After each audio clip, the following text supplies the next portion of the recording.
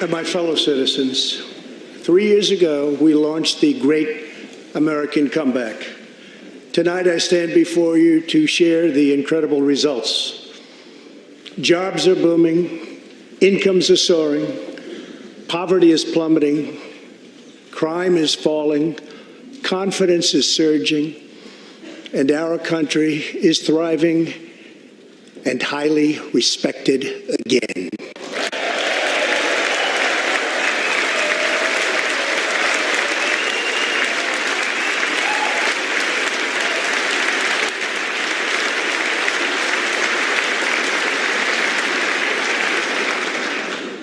America's enemies are on the run.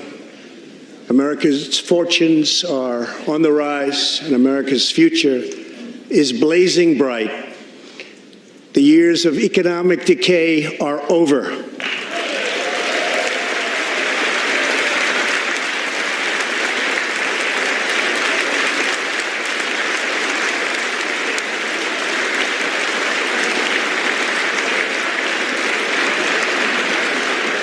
The days of our country being used, taken advantage of, and even scorned by other nations are long behind us. Gone too are the broken promises, jobless recoveries, tired platitudes, and constant excuses for the depletion of American wealth, power, and prestige. In just 3 short years, we have shattered the mentality of American decline, and we have rejected the downsizing of Americans' destiny. We have totally rejected the downsizing.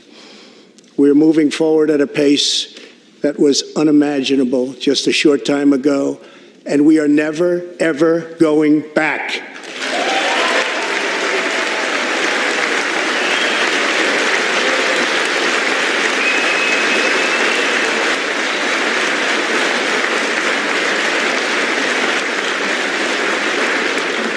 I am thrilled to report to you tonight that our economy is the best it has ever been. Our military is completely rebuilt, with its power being unmatched anywhere in the world, and it's not even close. Our borders are secure. Our families are flourishing. Our values are renewed. Our pride is restored.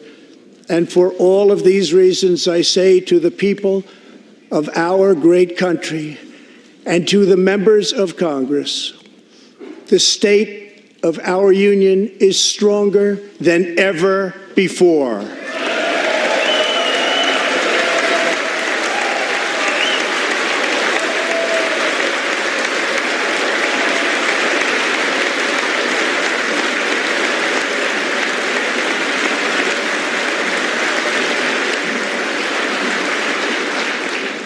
The vision I will lay out this evening demonstrates how we are building the world's most prosperous and inclusive society, one where every citizen can join in America's unparalleled success, and where every community can take part in America's extraordinary rise. From the instant I took office, I moved rapidly to revive the U.S. economy, slashing a record number of job-killing regulations, enacting historic and record-setting tax cuts, and fighting for fair and reciprocal trade agreements.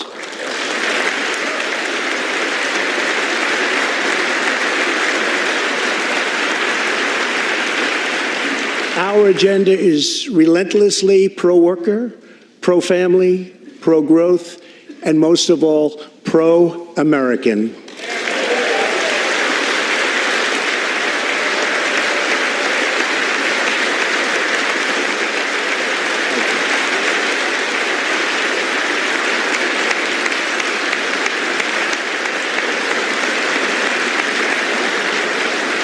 Thank you. We are advancing with unbridled optimism and lifting our citizens of every race, color, religion, and creed very, very high.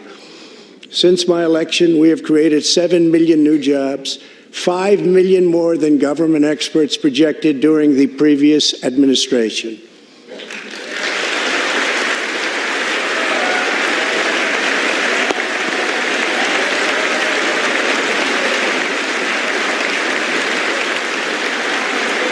The unemployment rate is the lowest in over half a century. And very incredibly, the average unemployment rate under my administration is lower than any administration in the history of our country.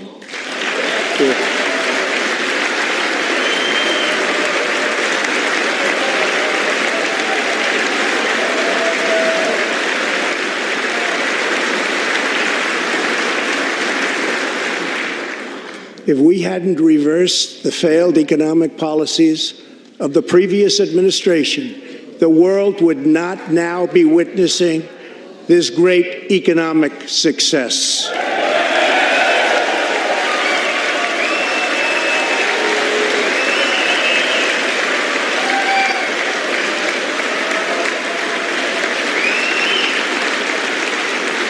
The unemployment rate for African Americans, Hispanic Americans, and Asian Americans has reached the lowest levels in history.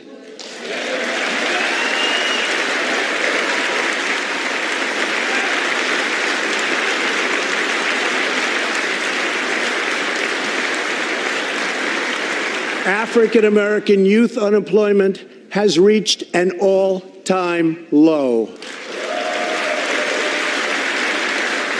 African American poverty has declined to the lowest rate ever recorded. The unemployment rate for women reached the lowest level in almost 70 years, and last year women filled 72% of all new jobs added.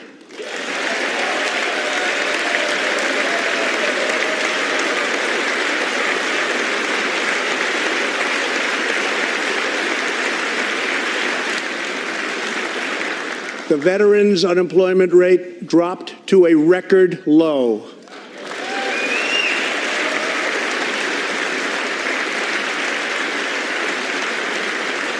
The unemployment rate for disabled Americans has reached an all-time low.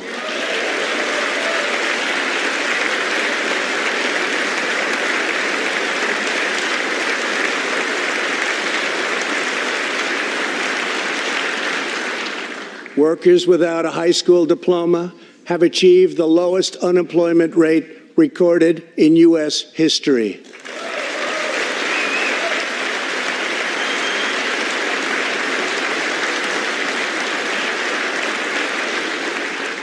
A record number of young Americans are now employed. Under the last administration, more than 10 million people were added to the food stamp rolls. Under my administration, 7 million Americans have come off food stamps and 10 million people have been lifted off of welfare.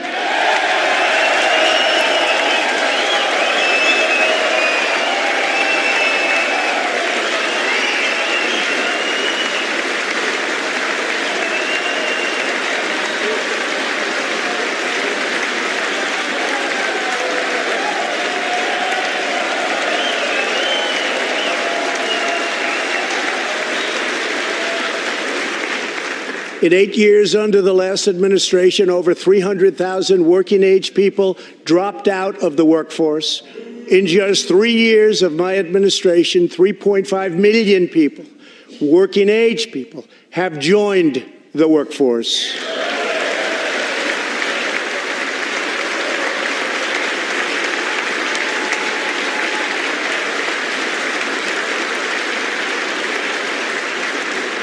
Since my election, the net worth of the bottom half of wage earners has increased by 47%, 3 times faster than the increase for the top 1%.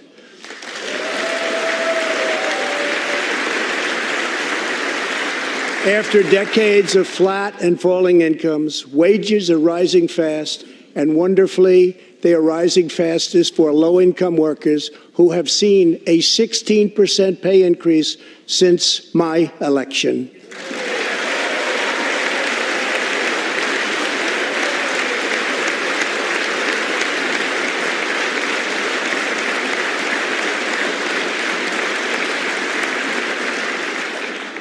This is a blue-collar boom.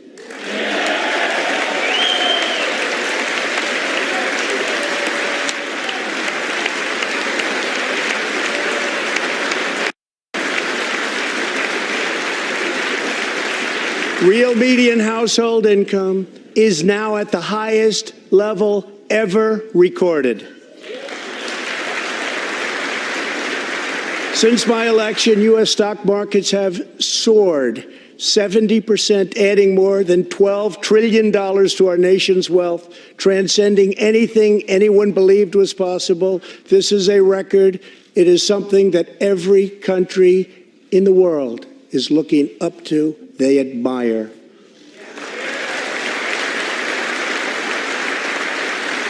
Consumer confidence has just reached amazing new highs. All of those millions of people with 401ks and pensions are doing far better than they have ever done before, with increases of 60, 70, 80, 90, and 100% and even more. Jobs and investments are pouring into 9,000 previously neglected neighborhoods, thanks to Opportunity Zones, a plan spearheaded by Senator Tim Scott as part of our great Republican tax cuts.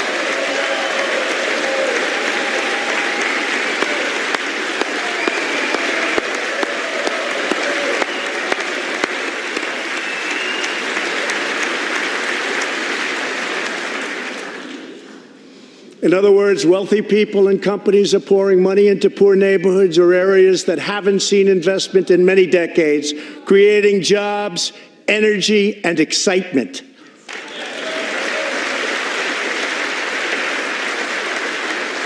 This is the first time that these deserving communities have seen anything like this. It's all working. Opportunity Zones are helping Americans like Army veteran Tony Rankins from Cincinnati, Ohio. After struggling with drug addiction, Tony lost his job, his house, and his family. He was homeless. But then Tony found a construction company that invests in Opportunity Zones. He is now a top tradesman, drug-free, reunited with his family, and he is here tonight. Tony, keep up the great work, Tony.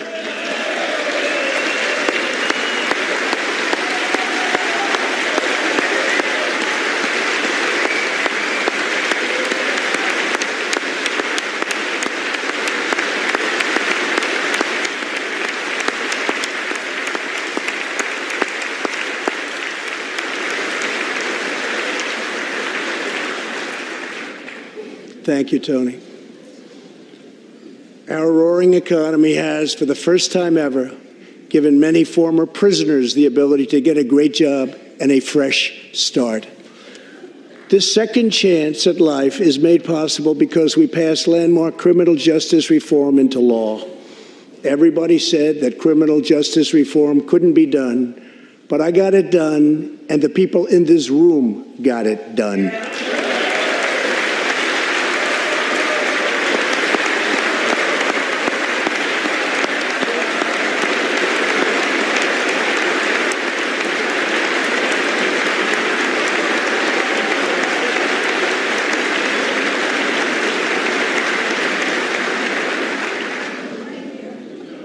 Thanks to our bold regulatory reduction campaign, the United States has become the #1 producer of oil and natural gas anywhere in the world, by far.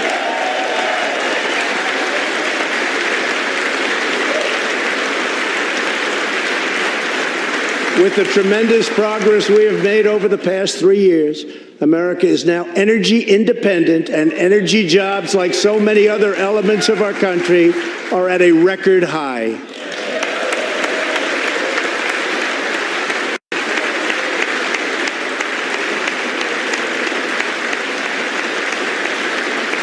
We are doing numbers that no one would have thought possible just 3 years ago. Likewise, we are restoring our nation's manufacturing might, even though predictions were, as you all know, that this could never, ever be done. After losing 60,000 factories under the previous two administrations, America has now gained 12,000 new factories under my administration, with thousands upon thousands of plants and factories being planned or being built.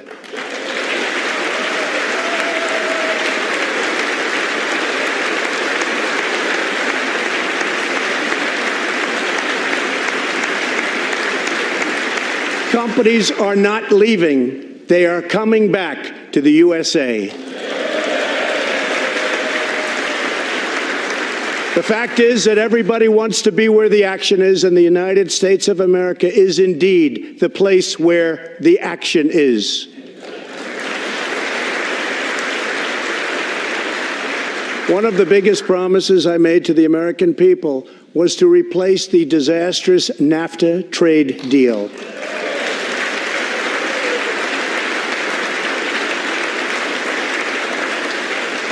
In fact, unfair trade is perhaps the single biggest reason that I decided to run for president. Following NAFTA's adoption, our nation lost 1 in 4 manufacturing jobs. Many politicians came and went, pledging to change or replace NAFTA, only to do so, and then absolutely nothing happened. But unlike so many who came before me, I keep my promises. We did our job.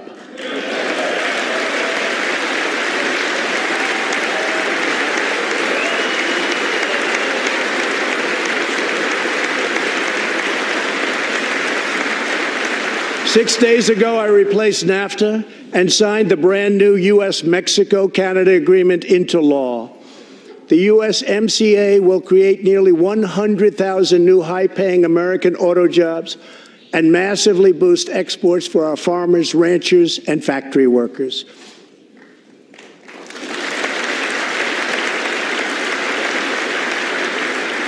It will also bring trade with Mexico and Canada to a much higher level, but also to be a much greater degree of fairness and reciprocity. We will have that fairness and reciprocity, and I say that finally because it's been many, many years that we were treated fairly on trade. This is the first major trade deal in many years to earn the strong backing of America's labor unions. I also promised our citizens that I would impose tariffs to confront China's massive theft of America's jobs. Our strategy has worked. Days ago, we signed the groundbreaking new agreement with China that will defend our workers, protect our intellectual property, bring billions and billions of dollars into our treasury, and open vast new markets for products made and grown right here in the USA.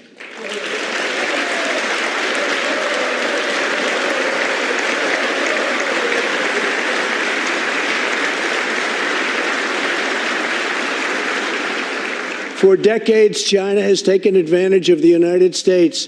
Now we have changed that. But at the same time, we have perhaps the best relationship we've ever had with China, including with President Xi. They respect what we've done because, quite frankly, they could never really believe that they were able to get away with what they were doing year after year, decade after decade, without someone in our country stepping up and saying, "That's enough."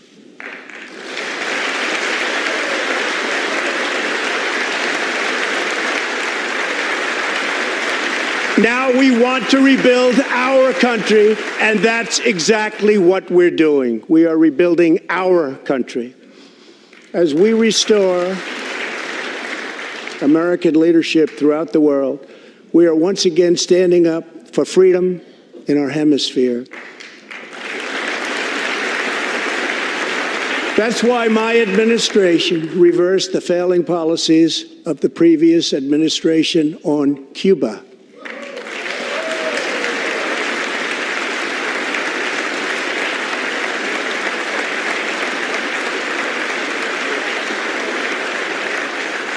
We are supporting the hopes of Cubans, Nicaraguans, and Venezuelans to restore democracy. The United States is leading a 59-nation diplomatic coalition against the socialist dictator of Venezuela, Nicolas Maduro.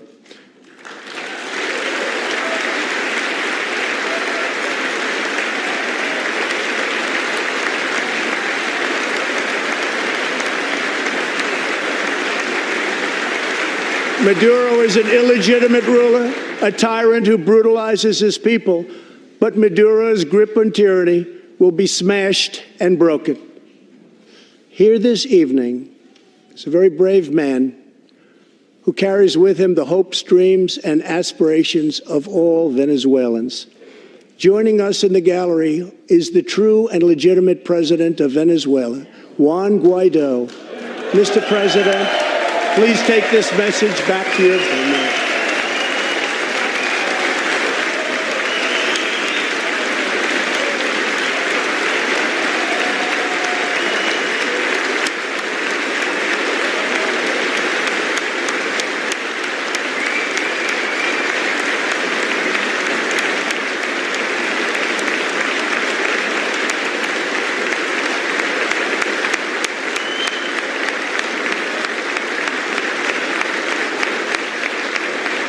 Thank you, Mr. President.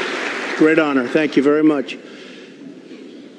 Please take this message back that all Americans are united with the Venezuelan people in their righteous struggle for freedom. Thank you very much, Mr. President.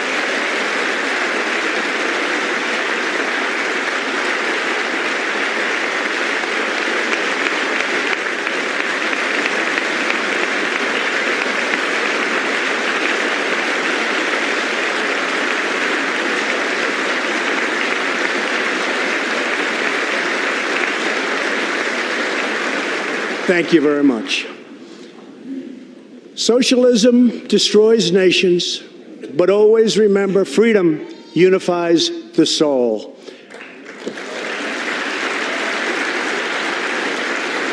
To safeguard American liberty, we have invested a record-breaking $2.2 trillion in the United States military.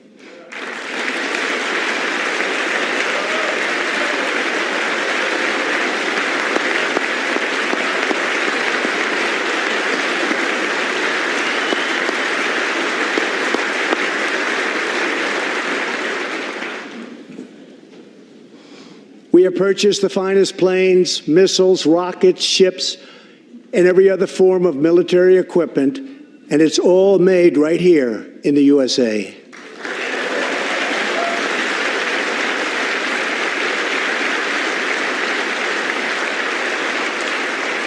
We are also getting our allies, finally, to help pay their fair share.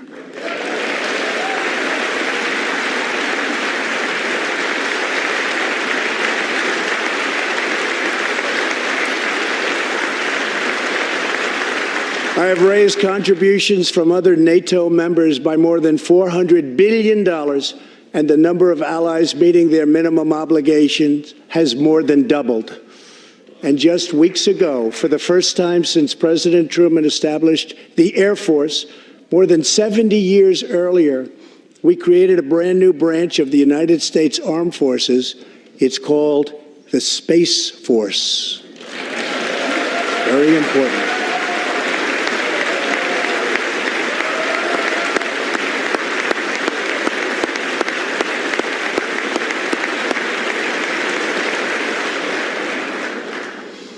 In the gallery tonight, we have a young gentleman, and what he wants so badly, 13 years old, Ian Lonfay.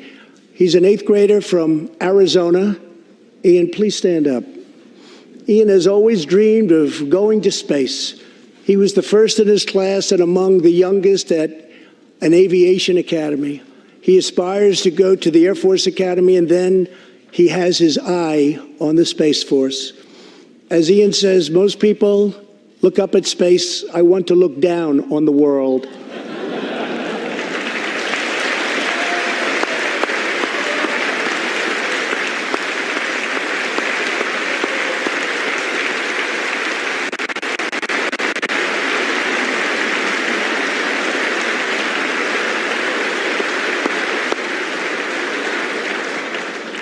But sitting behind Ian tonight is his greatest hero of them all.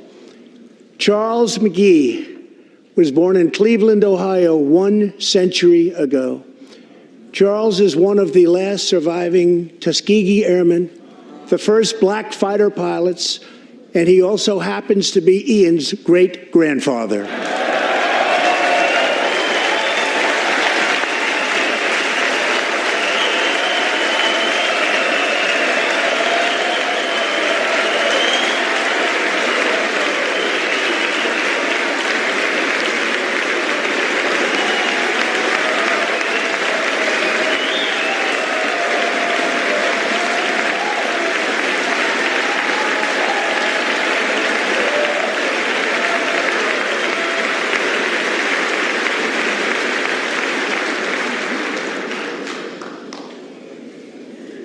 Incredible story. After more than 130 combat missions in World War II, he came back home to a country still struggling for civil rights and went on to serve America in Korea and Vietnam. On December 7th, Charles celebrated his 100th birthday.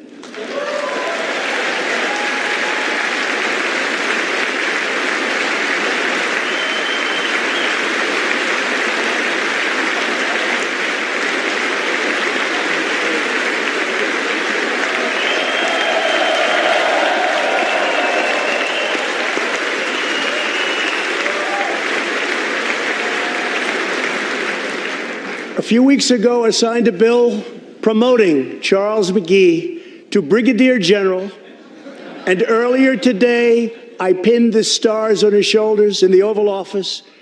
General McGee, our nation salutes you. Thank you, sir.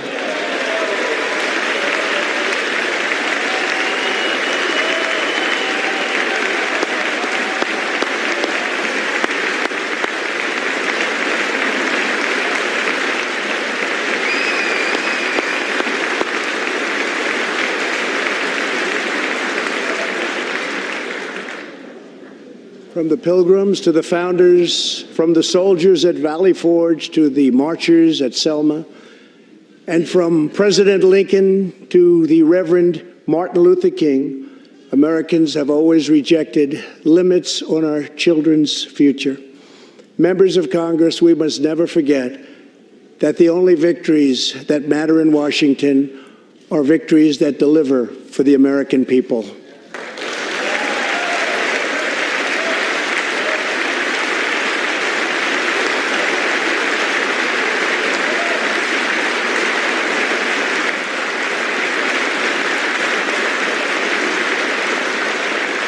The people are the heart of our country. Their dreams are the soul of our country, and their love is what powers and sustains our country. We must always remember that our job is to put America first.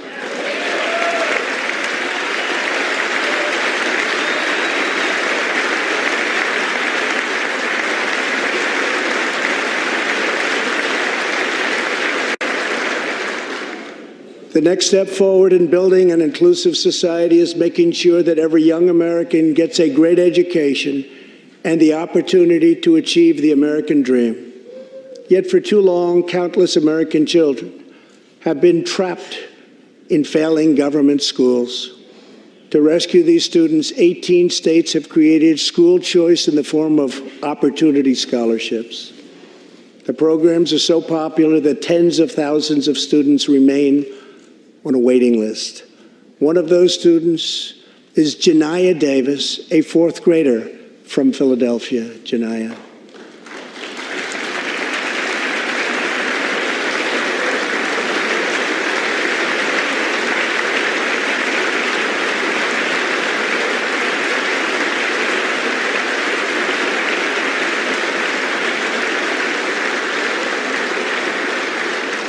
Janiyah's mom, Stephanie, is a single parent. She would do anything to give her daughter a better future. But last year, that future was put further out of reach when Pennsylvania's governor vetoed legislation to expand school choice to 50,000 children. Janiyah and Stephanie are in the gallery. Stephanie, thank you so much for being here with your beautiful daughter. Thank you very much.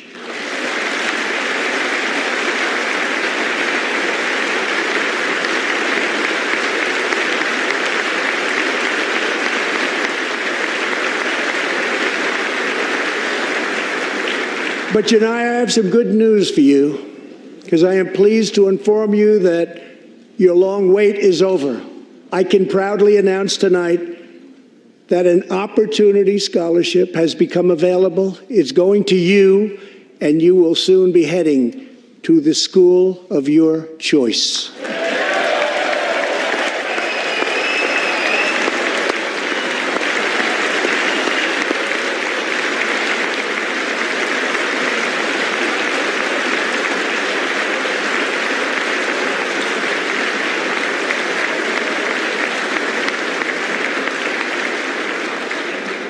Now I call on Congress to give 1 million American children the same opportunity Janiyah has just received.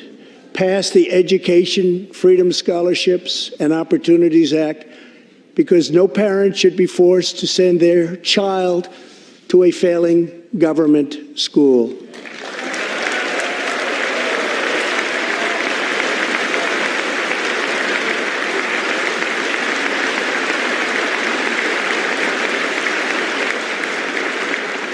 Every young person should have a safe and secure environment in which to learn and to grow.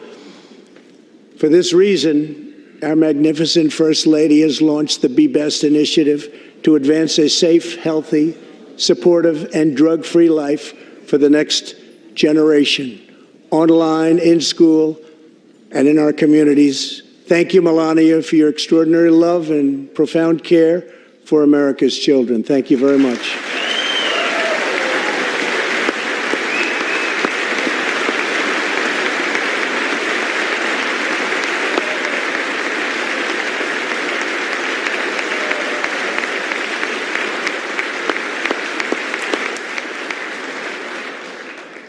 My administration is determined to give our citizens the opportunities they need, regardless of age or background. Through our pledge to American workers, over 400 companies will also provide new jobs and education opportunities to almost 15 million Americans. My budget also contains an exciting vision for our nation's high schools. Tonight, I ask Congress to support our students and back my plan to offer vocational and technical education in every single high school in America.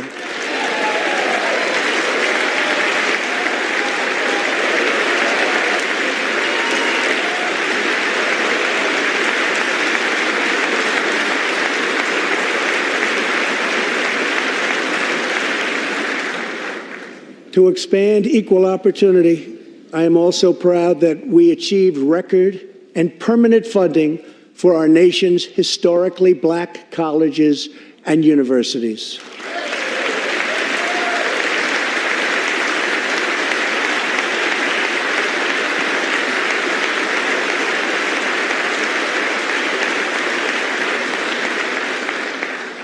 A good life for American families also requires the most affordable, innovative, and high-quality health care system on earth. Before I took office, health insurance premiums had more than doubled in just 5 years. I moved quickly to provide affordable alternatives. Our new plans are up to 60% less expensive and better.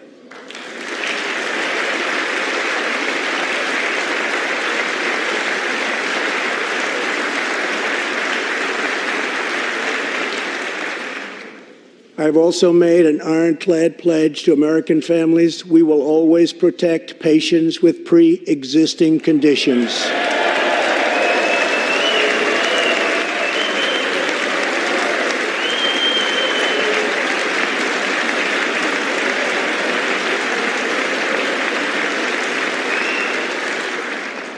And we will always protect your Medicare, and we will always protect your Social Security, always.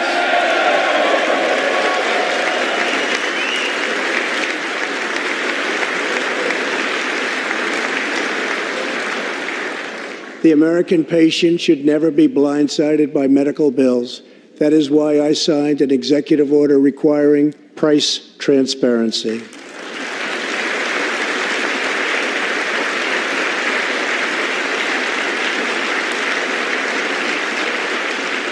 Many experts believe that transparency, which will go into full effect at the beginning of next year, will be even bigger than health care reform. It will save families massive amounts of money for substantially better care. But as we work to improve Americans' health care, there are those who want to take away your health care, take away your doctor, and abolish private insurance entirely.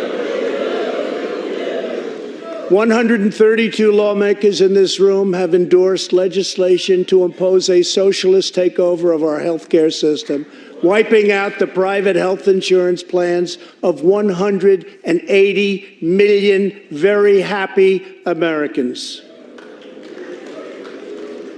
To those watching at home tonight, I want you to know we will never let socialism destroy American health care.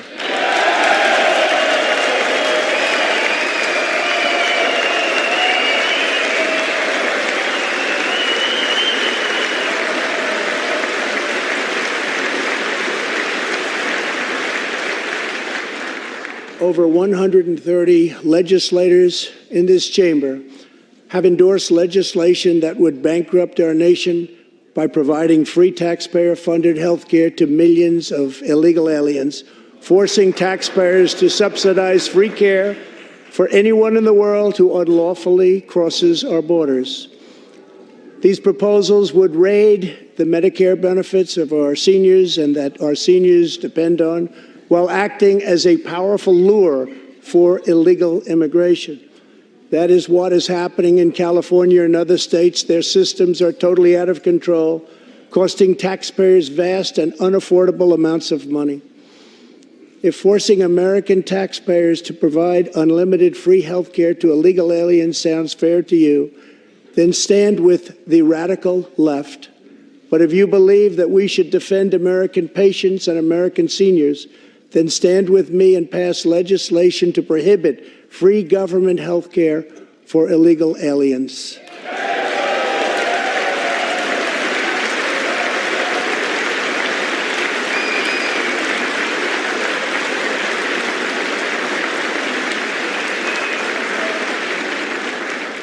This will be a tremendous boon to our already very strongly guarded southern border, where, as we speak, a long, tall, and very powerful wall is being built.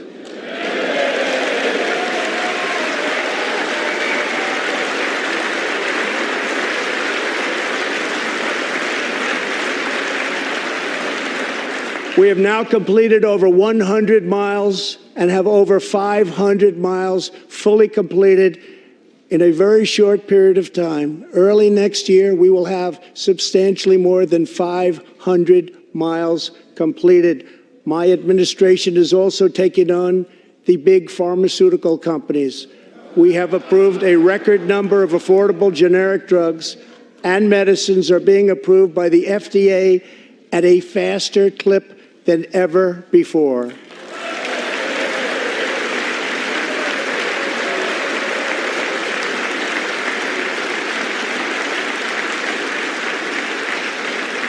And I was pleased to announce last year that for the first time in 51 years, the cost of prescription drugs actually went down.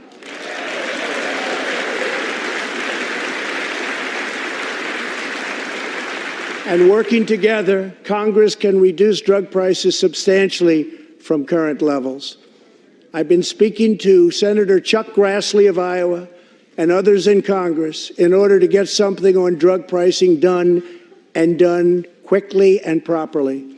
I'm calling for bipartisan legislation that achieves the goal of dramatically lowering prescription drug prices. Get a bill on my desk and I will sign it into law immediately.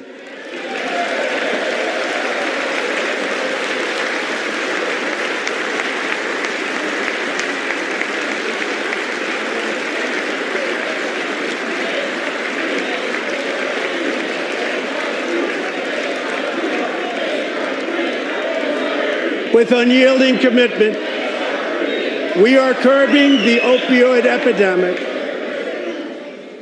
Drug overdose deaths declined for the first time in nearly 30 years. Among the states hardest hit, Ohio is down 22%, Pennsylvania is down 18%, Wisconsin is down 10%, and we will not quit until we have beaten the opioid epidemic once and for all.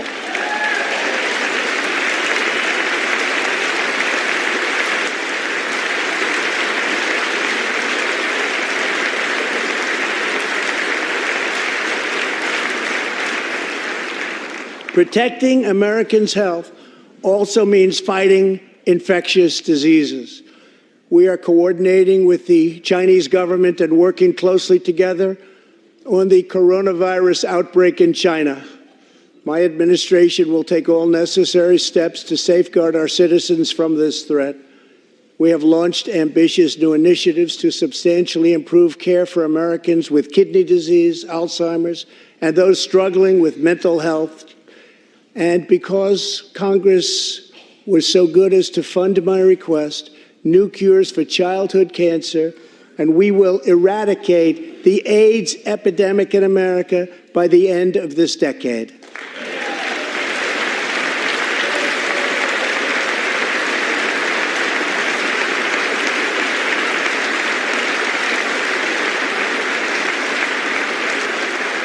Almost every American family knows the pain when a loved one is diagnosed with a serious illness. Here tonight is a special man, beloved by millions of Americans, who just received a stage 4 advanced cancer diagnosis. This is not good news, but what is good news is that he is the greatest fighter and winner that you will ever meet. Rush Limbaugh, thank you for your decades of tireless devotion to our country.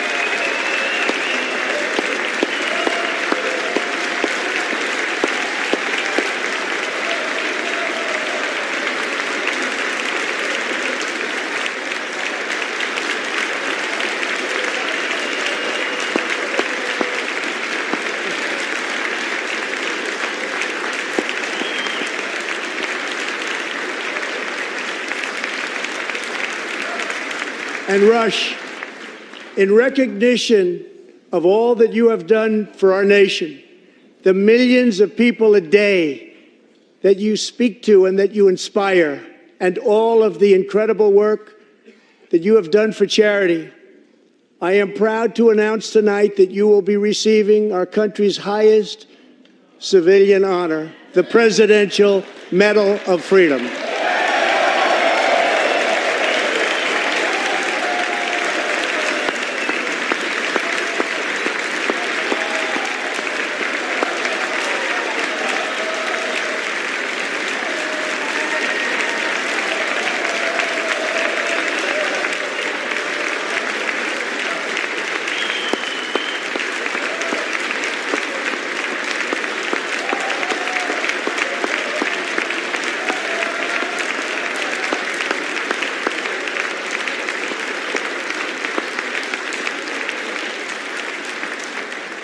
I will now ask the First Lady of the United States to present you with the honor, please.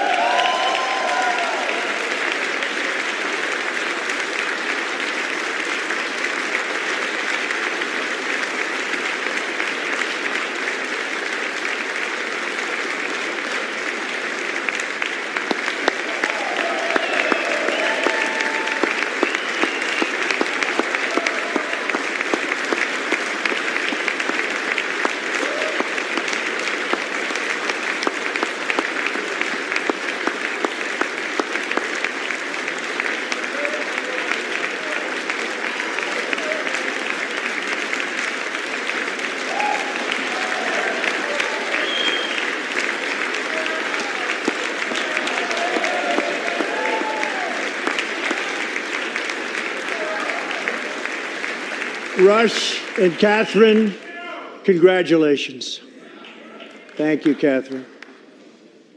As we pray for all who are sick, we know that America is constantly achieving new medical breakthroughs. In 2017, doctors at St. Luke's Hospital in Kansas City delivered one of the earliest premature babies ever to survive. Born at just 21 weeks and 6 days and weighing less than a pound, Ellie Schneider was a born fighter. Through the skill of her doctors and the prayers of her parents, little Ellie kept on winning the battle of life. Today, Ellie is a strong, healthy 2-year-old girl sitting with her amazing mother, Robin. In the gallery, Ellie and Robin, we are glad to have you with us tonight.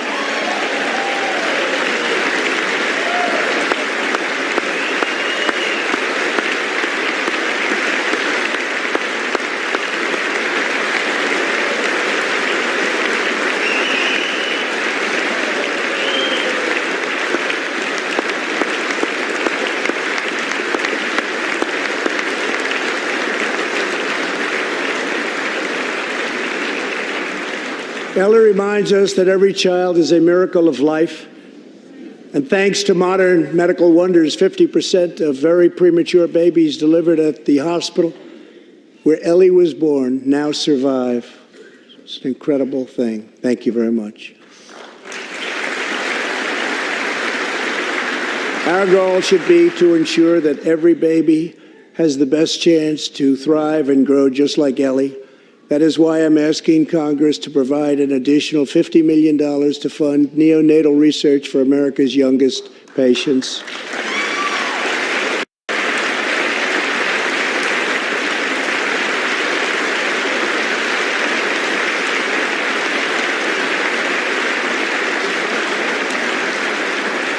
That is why I'm also calling upon members of Congress here tonight to pass legislation finally banning the late-term abortion of babies.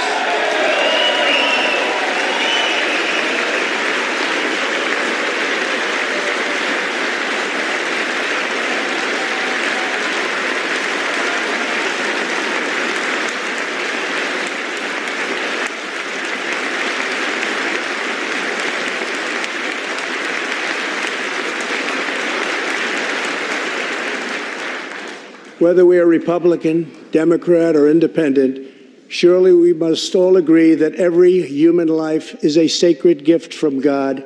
As we support America's moms and dads, I was recently proud to sign the law providing new parents in the federal workforce paid family leave, serving as a model for the rest of the country.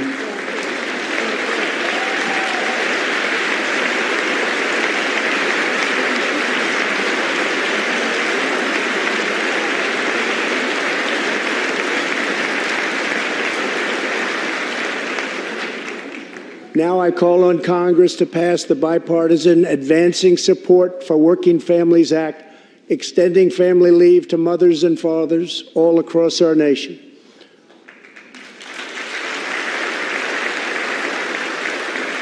$40 million American families have an average $2,200 extra thanks to our child tax credit.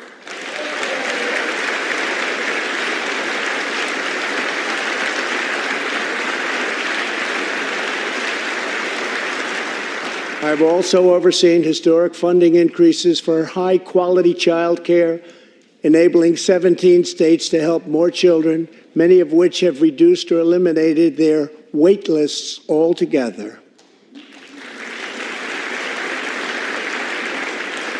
And I sent Congress a plan with a vision to further expand access to high-quality child care and urge you to act immediately. To protect the environment, days ago, I announced that the United States will join the 1 Trillion Trees Initiative, an ambitious effort to bring together government and private sector to plant new trees in America and all around the world.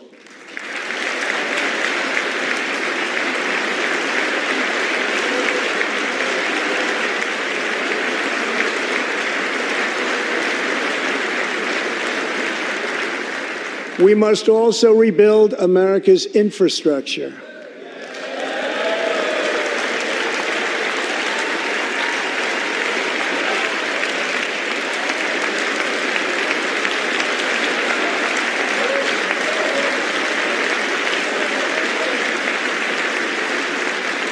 I ask you to pass Senator John Barrasso's highway bill to invest in new roads, bridges, and tunnels all across our land. I'm also committed to ensuring that every citizen can have access to high-speed internet, including and especially in rural America.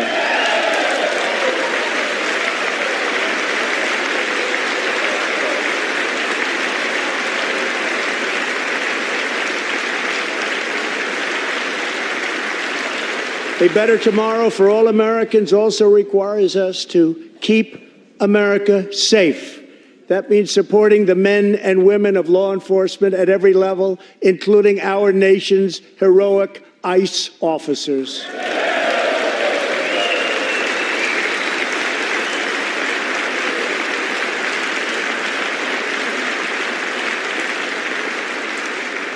Last year, our brave ICE officers arrested more than 120,000 criminal aliens charged with nearly 10,000 burglaries, 5,000 sexual assaults, 45,000 violent assaults, and 2,000 murders. Tragically, there are many cities in America where radical politicians have chosen to provide sanctuary for these criminal illegal aliens. In sanctuary cities, local officials order police to release dangerous criminal aliens to prey upon the public instead of handing them over to ICE to be safely removed.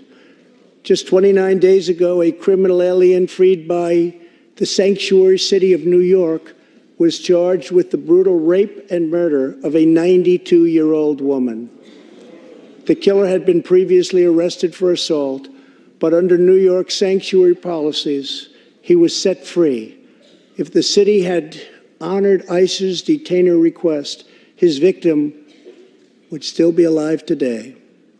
The state of California passed an outrageous law declaring their whole state to be a sanctuary for criminal illegal immigrants, a very terrible sanctuary with catastrophic results.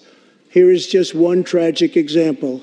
In December 2018, California police detained an illegal alien with 5 prior arrests, including convictions for robbery and assault. But as required by California's sanctuary law, local authorities released him. Days later, the criminal alien went on a gruesome spree of deadly violence.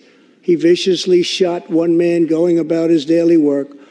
He approached a woman sitting in her car and shot her in the arm and in the chest. He walked into a convenience store and wildly fired his weapon. He hijacked a truck and smashed into vehicles, critically injuring innocent victims. One of the victims is a terrible, terrible situation. Died, 51-year-old American named Rocky Jones. Rocky was at a gas station when this vile criminal fired 8 bullets at him from close range, murdering him in cold blood. Rocky left behind a devoted family, including his brothers, who loved him more than anything else in the world. One of his grieving brothers is here with us tonight. Jody, would you please stand? Jody, thank you.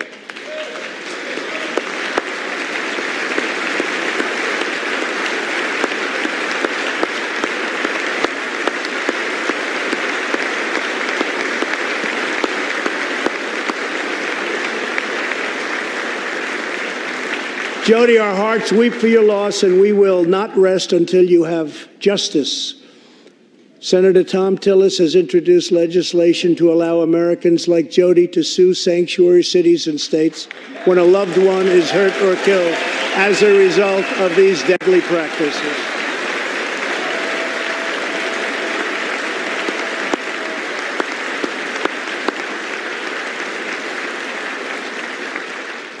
I ask Congress to pass the Justice for Victims of Sanctuary Cities Act immediately.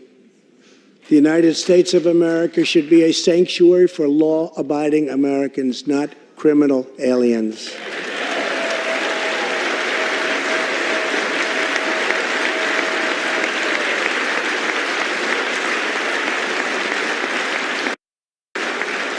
In the last 3 years, ICE has arrested over 5,000 wicked human traffickers, and I have signed 9 pieces of legislation to stamp out the menace of human trafficking domestically and all around the globe. My administration has undertaken an unprecedented effort to secure the southern border of the United States.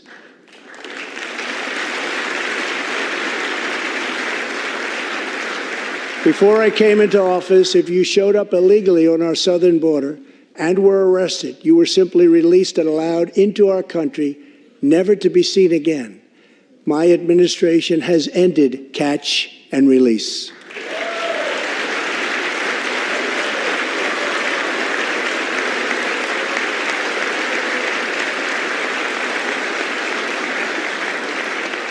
If you come illegally, you will now be promptly removed from our country.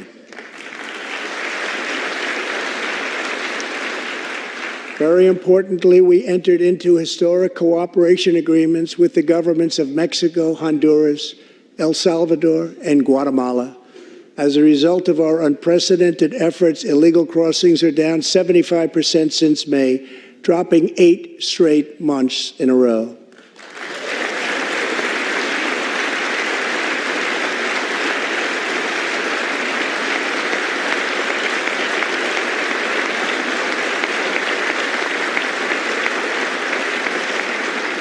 And as the wall rapidly goes up, drug seizures rise, and the border crossings are going down and going down very rapidly.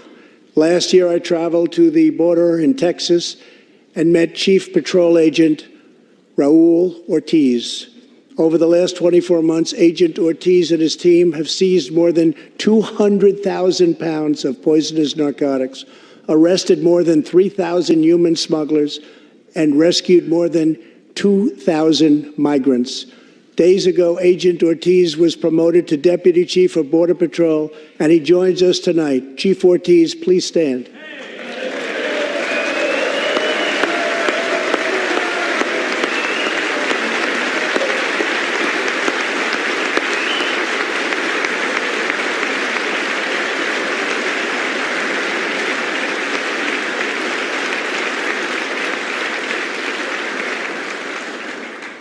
A grateful nation thanks you and all of the heroes of Border Patrol and ICE. Thank you very much. Thank you. To build on these historic gains, we are working on legislation to replace our outdated and randomized immigration system with one based on merit, welcoming those who follow the rules, contribute to our economy, support themselves financially, and uphold our values.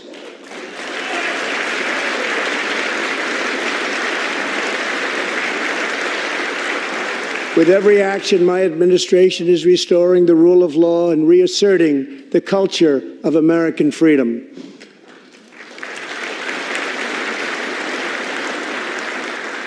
Working with Senate Majority Leader Mitch McConnell, thank you, Mitch, and his colleagues in the Senate, we have confirmed a record number of 187 new federal judges to uphold our Constitution as written. This includes 2 brilliant new Supreme Court justices, Neil Gorsuch and Brett Kavanaugh. Thank you.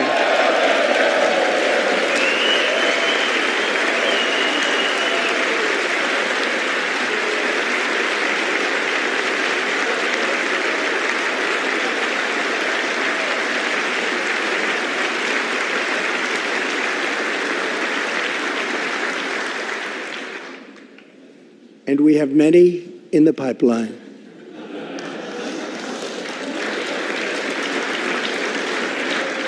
My administration is also defending religious liberty, and that includes the constitutional right to pray in public schools.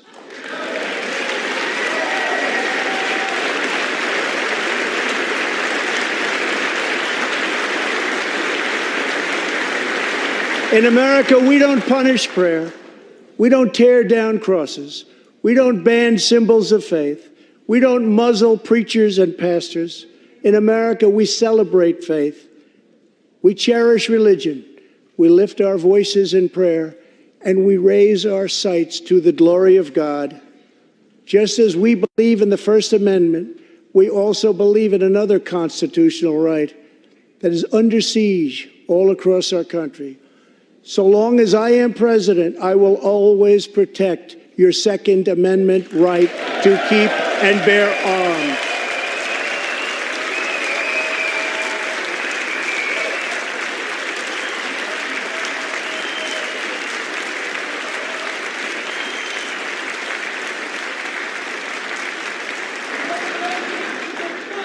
In reaffirming our heritage as a free nation, we must remember that America has always been a frontier nation.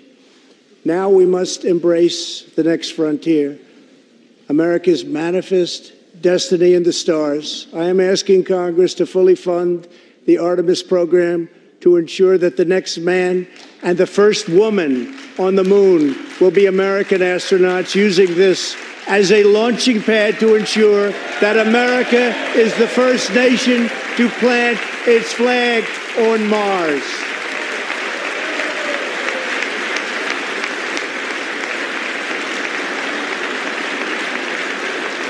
My administration is also strongly defending our national security and combating radical Islamic terrorism.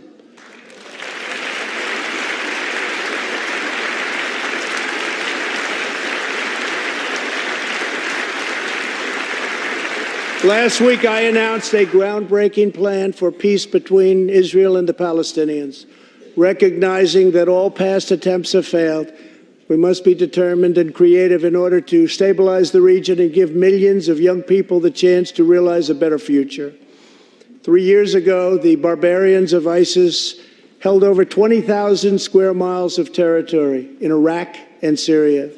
Today, the ISIS territorial caliphate has been 100% destroyed, and the founder and leader of ISIS, the bloodthirsty killer known as al-Baghdadi, is dead.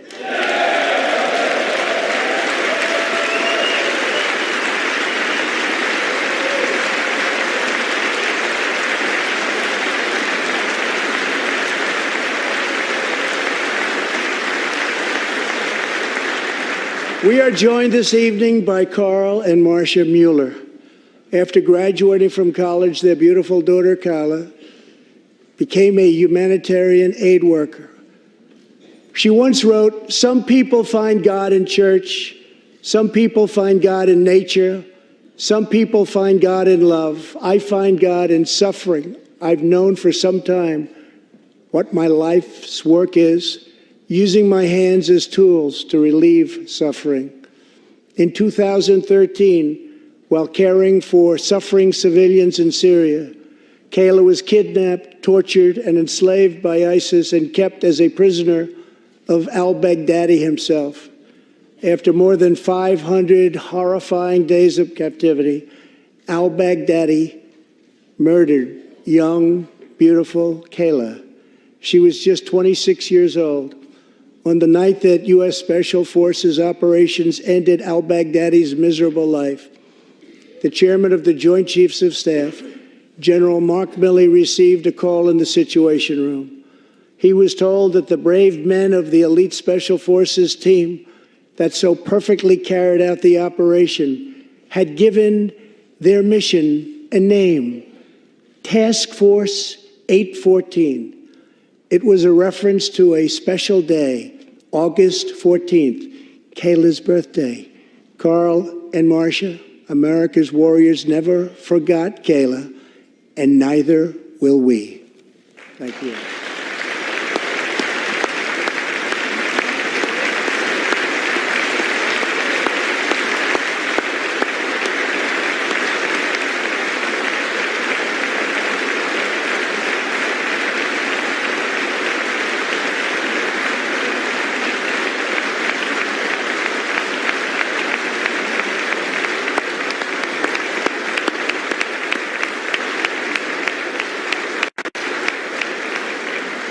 Every day, America's men and women in uniform demonstrate the infinite depth of love that dwells in the human heart. One of these American heroes was Army Staff Sergeant Christopher Hake.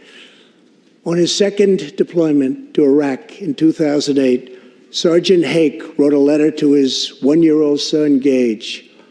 "I will be with you again," he wrote to Gage. "I will teach you to ride your first bike, build your first sandbox, watch you play sports, and see you have kids also. I love you, son. Take care of your mother. I am always with you, Daddy."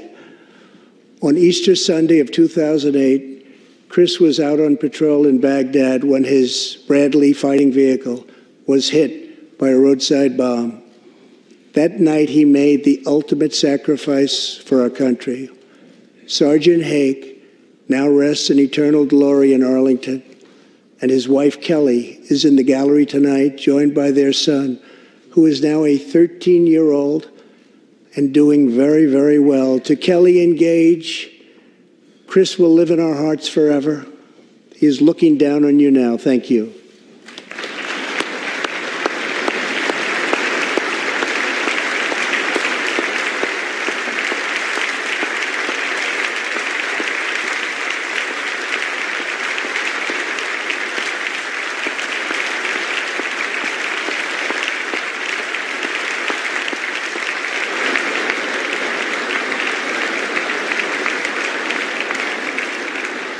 Thank you very much. Thank you both very much. The terrorist responsible for killing Sergeant Hake was Qasem Soleimani, who provided the deadly roadside bomb that took Chris's life.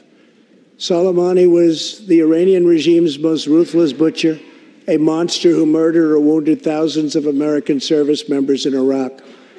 As the world's top terrorist, Soleimani orchestrated the deaths of countless men, women, and children.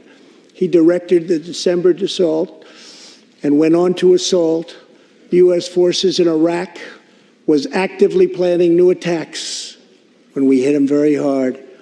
And that's why last month, at my direction, the U.S. military executed a flawless precision strike that killed Soleimani and terminated his evil reign of terror forever.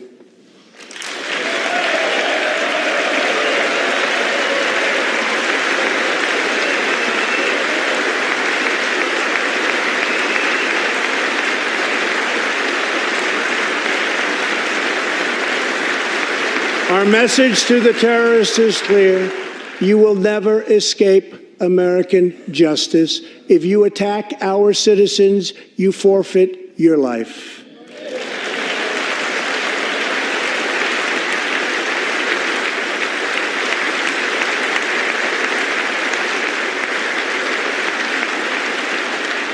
In recent months, we have seen proud Iranians raise their voices against their oppressive rulers. The Iranian regime must abandon its pursuit of nuclear weapons, stop spreading terror, death, and destruction, and start working for the good of its own people. Because of our powerful sanctions, the Iranian economy is doing very, very poorly. We can help them make a very good and short-time recovery. It can all go very quickly, but perhaps they are too proud or too foolish to ask for that help. We are here. Let's see which road they choose. It is totally up to them.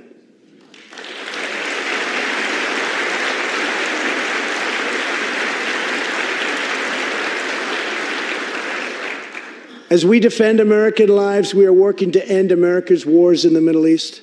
In Afghanistan, the determination and valor of our warfighters has allowed us to make tremendous progress, and peace talks are now underway. I am not looking to kill hundreds of thousands of people in Afghanistan, many of them totally innocent. It is also not our function to serve other nations as law enforcement agencies. These are warfighters that we have, the best in the world, and they either want to fight to win or not fight at all. We are working to finally end America's longest war and bring our troops back home.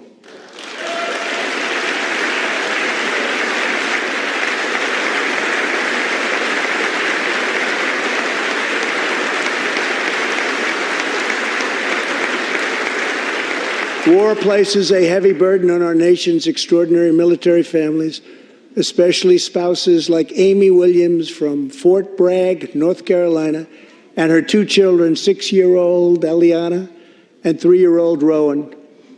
Amy works full-time and volunteers countless hours helping other military families. For the past 7 months, she has done it all while her husband, Sergeant First Class Townsend Williams, is in Afghanistan on his 4th deployment in the Middle East. Amy's kids haven't seen their father's face in many months. Amy, your family's sacrifice makes it possible for all of our families to live in safety and in peace, and we want to thank you. Thank you, Amy.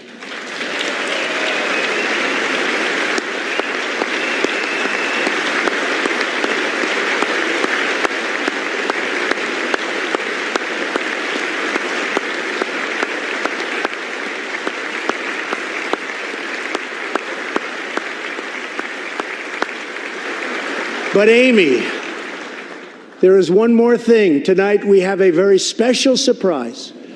I am thrilled to inform you that your husband is back from deployment. He is here with us tonight, and we couldn't keep him waiting any longer.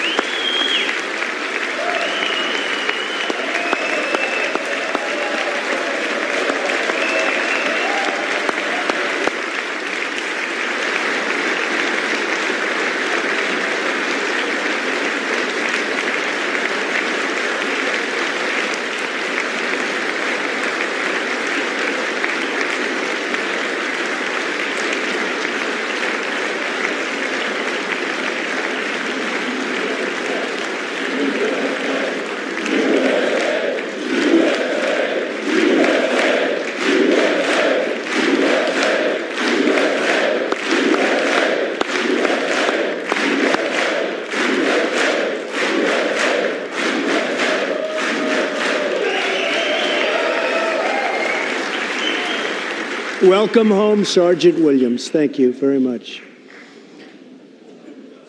As the world bears witness tonight, America is a land of heroes. This is a place where greatness is born, where destinies are forged, and where legends come to life. This is the home of Thomas Edison and Teddy Roosevelt, of many great generals, including Washington, Pershing, Patton, and MacArthur.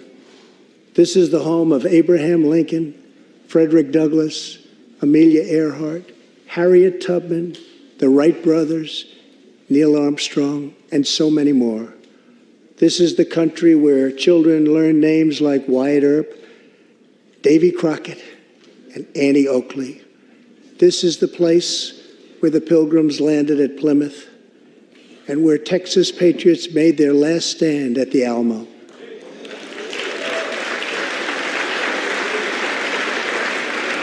The beautiful, beautiful Alamo. The American nation was carved out of the vast frontier by the toughest, strongest, fiercest, and most determined men and women ever to walk on the face of the earth.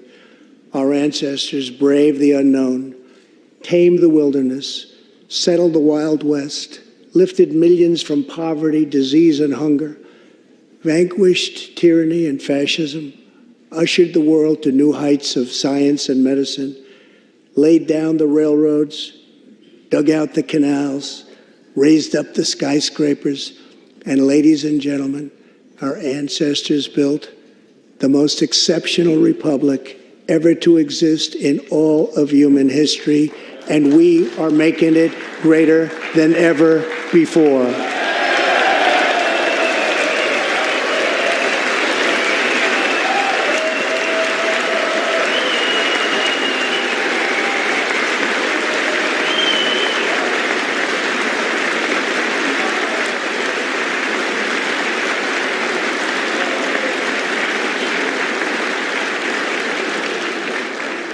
This is our glorious and magnificent inheritance.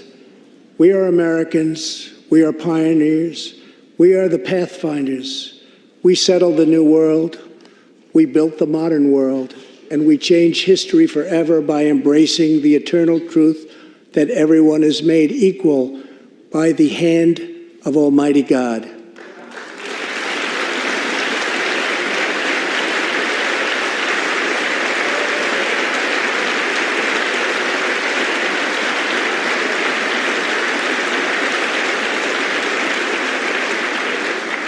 America is the place where anything can happen. America is the place where anyone can rise. And here, on this land, on this soil, on this continent, the most incredible dreams come true. This nation is our canvas, and this country is our masterpiece. We look at tomorrow and see unlimited frontiers just waiting to be explored. Our brightest discoveries are not yet known.